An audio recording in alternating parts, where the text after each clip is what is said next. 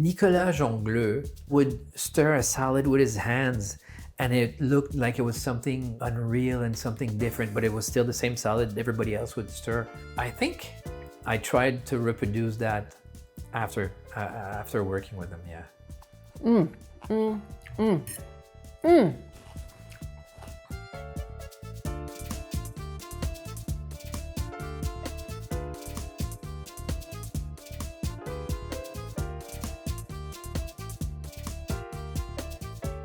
Welcome to another edition of Beyond the Plate, presented by Cult MTL. Today I have chef, teacher, cookbook author Stelio Perombelon, and we will be headed out to the Jean Talon Market to collect some gorgeous, sumptuous, seasonal vegetables, head back to his home, and create some magic. Stay with me. This is going to be out of this world.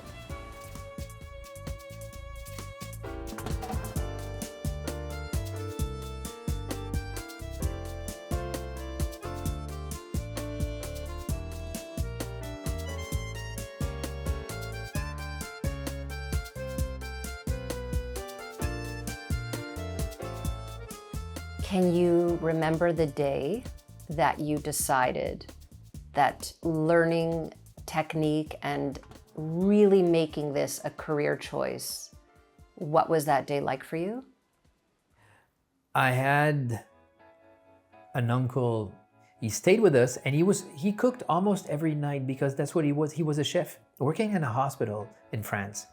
But the way he handled food, I remember him like mincing an onion, and I told my father, I was about 13, 14, and I said, I'm kind of interested, and he discouraged me. He said, you know, it's a hard thing to do in life. You'll work hard, you'll work on weekends, on birthdays, on holidays, and blah, blah, blah. And I said, yeah, okay. So I don't remember the date, but I do remember coming home. I was in Université de Montreal. That was back in 93, I think, 92. And going into teaching, that's fun because that's where I am today. And I opened the newspaper and there's this ad for Calixa La Vallée cooking program. And I looked at it and I still remember to this day looking at that ad and saying, hey, that could be a thing. And I did not end up going to Calixa La Vallée, but to ITHQ. So chef, once you graduated from ITHQ. Yeah, ITHQ, Institut de Tourisme et d'Hôtellerie du Québec. Talk me through your kitchen trajectory. So the first course I did was a cooking program, which is a year and a half. And I ended up working at Chez Alexandre Bistro downtown on Peel. And while I was finishing that course, I started working at Tokay and did Tokay almost full-time at the same time. And then I got the full-time job at Tokay. Did you know you were amongst greatness while you were there? Oh, definitely. Like you went in and you knew everybody was better than you, but you weren't discouraged. You just wanted to get better in knowledge, working, ethics. Everything was better than what I had lived. So yeah, let's do this asparagus blanquette, which is something I really, really like. First step is the stalk is very hard here. You have to bend it, and where it breaks. That's a good hack. After Tokay, talk me through a little bit of the highs and lows that followed in your career. Well, after Tokay, I went to France to stage, but then I went to Les Caprices de Nicolas with Nicolas Jongleux. Working with Nicolas was a very nice learning curve, but on the personal and human level, it was very, very hard. Very hard. You felt like leaving every day. Every day during service, you'd say, okay, concentrate or walk out. And eventually, Nicolas himself was in a very bad mental situation that he left his own restaurant. So I stayed there. I eventually, after a few years, became chef of that place. That was my first chef position there. And it was very, very, very interesting. And after a few years, I decided to go and open Le Méac with Richard Bastien and Émile Saint. I hired a young pastry chef called Patrice Demers. Before he even was Patrice Demers, he was just Patrice, I think. And little did I know that he already had the Le Chef project in the back of his mind. And I tagged along and we did Les Chefs. But we were considered so avant-garde, we didn't even know what avant-garde meant probably. So restaurant lasted a few years, and we closed down. Bankruptcy of the restaurant, personal crisis, financial crisis comes with that all the time. I had 10 years of just asking myself what I wanted to do and going from project to project, but not finding the same enthusiasm as Les Chefs and not working with the same team. And then I finally arrived at Monsieur Madame, which was the last wine bar. Oh, so this is for the broth. Yeah, this is for the broth. I just want the thing to have the asparagus flavor. That's... Okay. It's the star. Yeah, you don't want to boil the things, you want to infuse the things. So you see here how the onions here, translucent. Mm-hmm. That's where you want to go, like a little 5 minutes, a little more. What we're going to do here is cook the asparagus, and when they're done, we'll take them out and concentrate on the sauce. You chose to step away from this big, beautiful, messy career and retire, essentially. Yeah. I retired from the restaurant business. Yes. I did not retire from cooking. Correct. Because I'm cooking more than ever. But being in the business for 25 years, I had seen the ups and downs. If there's somebody to blame, it's probably, it's not probably, it's really myself, because I wanted to be in the kitchen all the time. I had created this workspace where I'm always involved, I'm always in the middle of it. I was unhappy of not being home. And when I was home, I was struggled because I was not in my restaurant working. And then when I finally clear up some space to be with my friends, some friends on a weeknight, on a Friday night, I felt guilty of not being in my restaurant. And I felt like people viewed me as a lazy person. So this is maple syrup, and I'll just add a bit to Sweeten the pot? Yeah, and take a bit of the bitterness out. We'll make it a little lighter. This is cornstarch and water. And we'll just add some here, just to thicken it a bit, but we'll put the cream in there, and then everything will change. And when you're doing this, you want to do that at very low temperature. See how it's coming along. Oh! Oh yeah. Oh, this yes. is so nice. I'm discovering this product at the same time, but wow. I look at how excited you're getting. Woo! Never gets old.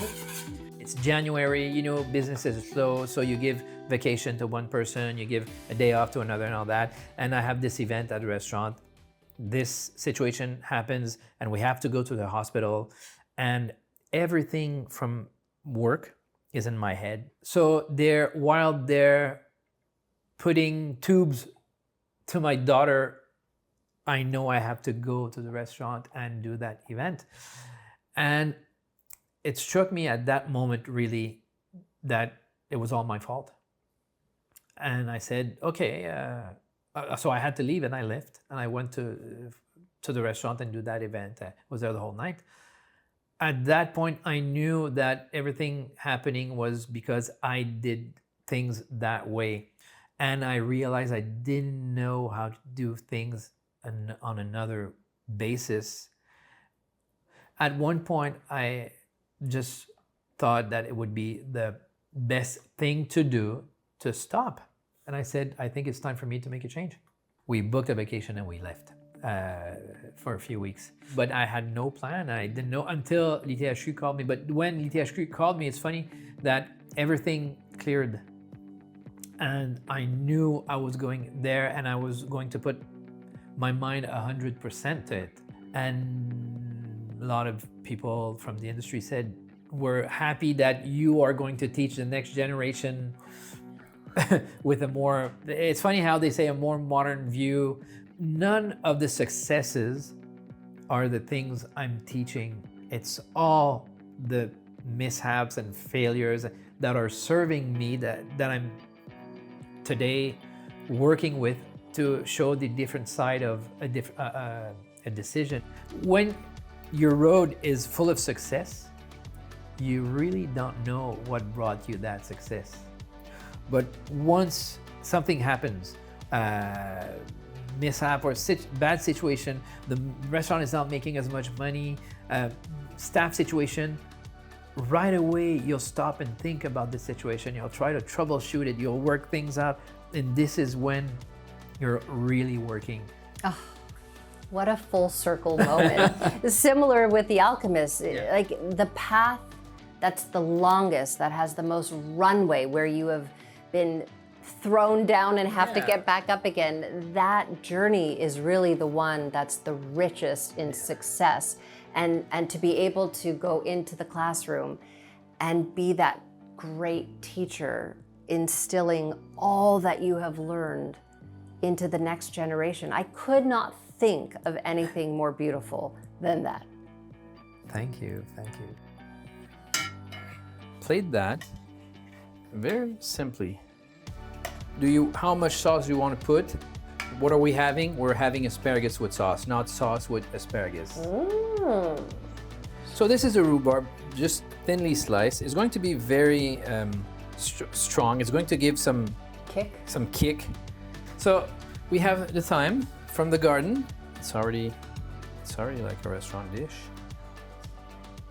Chef, something that really touches me about your story is that when you were a young boy, your mother was dying of cancer and was secretly trying to teach you as much as she could so that you would learn the basics in the kitchen.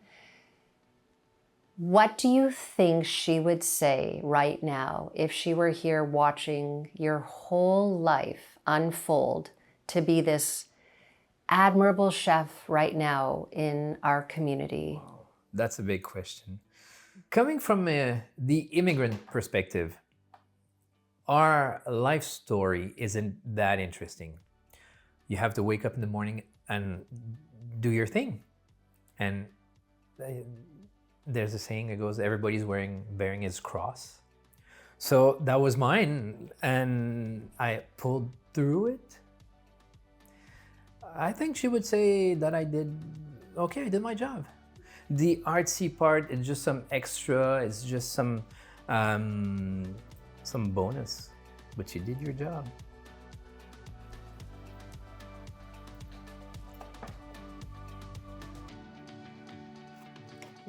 It's very delicate,